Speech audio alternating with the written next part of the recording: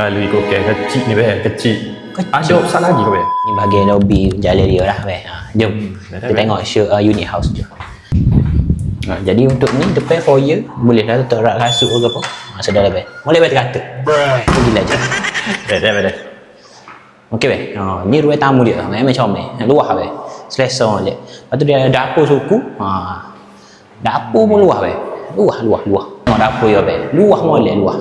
Ni dapur dia ni. Luah ada be. Comel ada. Luah ada. Boleh lah. Okey, tak apa. Kita tunjuk bilik master. Bilik pertama dia.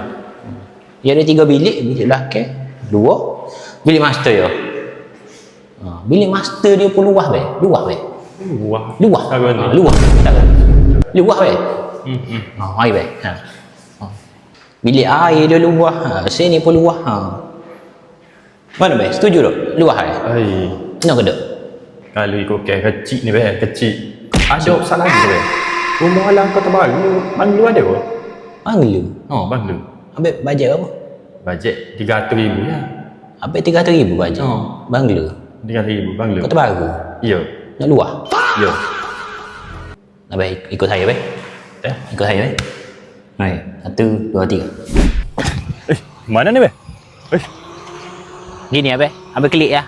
Klik. Saya tak boleh be 300,000 be Kota Baru. Abang nak banglo Kota Baru tak boleh be. Kalau abang nak ni series resident boleh. Beres. Comel be. Tak apa. Salam kasih bagi siapa berminat untuk rumah series resident open untuk semua orang. Kelantan bukan Kelantan, non bumi dan bumi tak ada masalah. Boleh beli rumah ni. Jika anda berminat untuk tahu lebih lanjut boleh hubungi nombor tertera di bio saya. Arif Legasi, mudah, telus, pantas. Ciao.